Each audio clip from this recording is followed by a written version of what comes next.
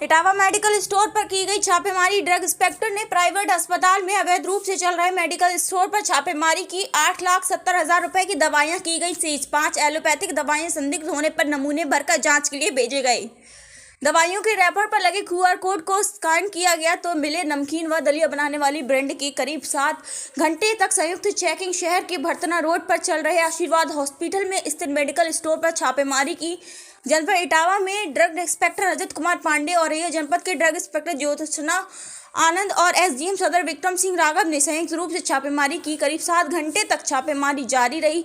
छापेमारी के दौरान जांच पड़ताल जारी रही। इस दौरान ड्रग इंस्पेक्टर द्वारा अवैध रूप से चल रहे मेडिकल स्टोर पर छापेमारी की गई, जिसमें 8,70,000 रुपए की दवाइयां सीज कर दी गई। 5 एलोपैथिक दवाइयां संदिग्ध होने पर नमूने को जांच के लिए प्रयोगशाला भेजे गए। वहीं ड्रग इंस्पेक्टर रजत कुमार पांडे ने बताया कि एक शख्स द्वारा लिखित शिकायत इटावा DM को दी गई, जिसके बाद हम लोग जांच करने के लिए पहुंचे थे। भरतना रोड पर आशीर्वाद हॉस्पिटल में अवैध रूप से चल रहे मेडिकल स्टोर पर संयुक्त रूप से छापेमारी की। 8,70,000 रुपए की दवाइयां सीज की गई। 5 एलोपैथिक दवाइयां संदिग्ध होने पर उनके नमूने लेकर प्रयोगशाला के लिए भेज दिए गए हैं। प्रथम दृष्टया में डुप्लीकेसी के चांस लग रहे हैं, फिर भी जांच के लिए भेजी जा रही हैं। उसके बाद ही हम कुछ बता पाएंगे। कुछ दवाइयों के QR कोड स्कैन करने पर पता चला कि वह दलिया बनाने वाली ब्रांड व नमकीन बनाने वाली ब्रांड को शो कर रहे हैं। इटावा से स्टेट हेड विनीत कुमार की रिपोर्ट।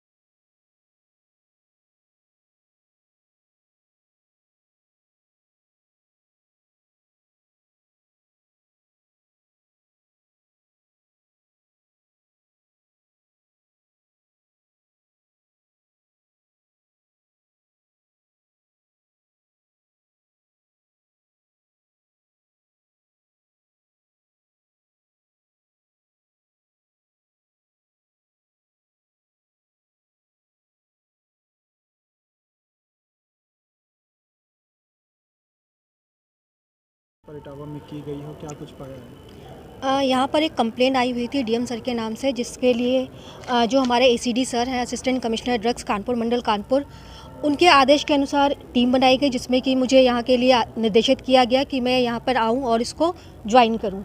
जहाँ पर मैंने रजत कुमार पांडे औषधि निरीक्षक इटावा, इनको मैंने ज्वाइन किया और फिर हम लोग आशीर्वाद हॉस्पिटल गए। वहाँ पर हमने देखा कि एक बिना लाइसेंस का जो मेडिकल स्टोर है वो संचालित हो रहा था और वहाँ पे बहुत सारी अवैध औषधियाँ जो थी भंडारित थी, जिसको कि हमने फॉर्म 16 पर सीज किया है और 5 संदिग्ध नमूने जो हैं उसको हम लोग लिए हुए हैं, जिसको हम लोग राजकीय प्रयोगशाला में भेजेंगे। लगभग ये जॉइंट ऑपरेशन लगभग कितने घंटों तक ये चला है? ये अराउंड 6 से 7 घंटे जो है ये ऑपरेशन चला हमारा।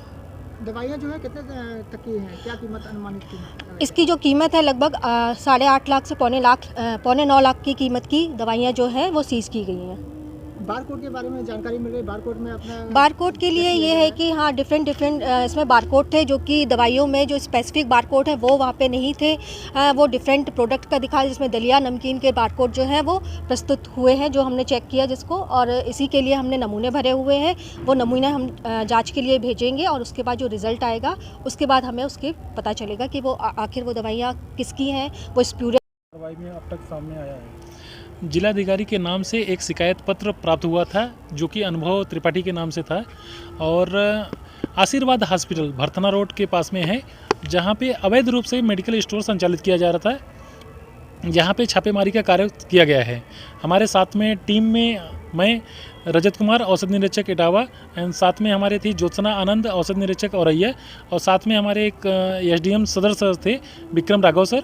ये कार्य को संपादित किया गया है। तो क्या कुछ पाया है आपने? टोटल जो है 8,70,000 रुपये मूल्य की औषधियाँ जो है सीज की गई हैं और जिसमें 5 एलोपैथिक औषधियाँ जो कि संदिग्ध थी जिनके नमूने भरे गए हैं, जिसे जांच एवं विश्लेषण है तो राजकीय प्रयोगशाला लखनऊ उत्तर प्रदेश भेजा जा रहा है।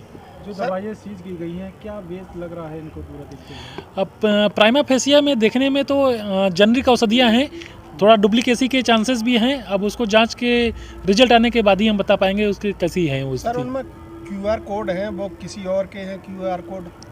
हाँ, इसके लिए हमने 5 एलोपैथिक औषधियों के नमूने भरे हैं और उसको राजकीय प्रयोगशाला भेज रहे हैं। जैसे रिजल्ट आता है तो अग्रिम कार्रवाई की जाएगी। क्या QR कोड जो उसके होते हैं स्कैन किए थे किस तरह के उसमें स्कैन में निकल के आ रहा था? जैसा कि QR कोड स्कैन करने से पता चला कि कुछ दलिया बनाने वाली कंपनियों के ब्रांड के प्रतीत होते हैं और 2 औषधियों के हैं जिसमें नमकीन वगैरह के प्राप्त हुए हैं। तो उन सभी औषधियों को जो है नमूने भरे गए हैं जिसे जांच के लिए भेजा जा रहा है। जैसे रिजल्ट आता है तो अग्रिम कार्रवाई की जाएगी। सर जिस तरीके से आपने वहाँ पे छापेमारी की और सफलता आप लोगों को मिली, तो इस तरह की क्या कार्रवाई उनके ऊपर और क्या क्या कार्रवाई होगी और क्या कर चुके हैं? अभी औषध नियमावली के अंतर्गत जो कार्रवाई की गई है ये सीजर की कार्रवाई थी। अब CGM न्यायालय कोर्ट में माननीय न्यायालय में एक कोर्ट केस दाखिल किया जाएगा। उनके विपरीत जो भी एक्ट के हिसाब से जो भी कार्रवाई होगी वो की जाएगी।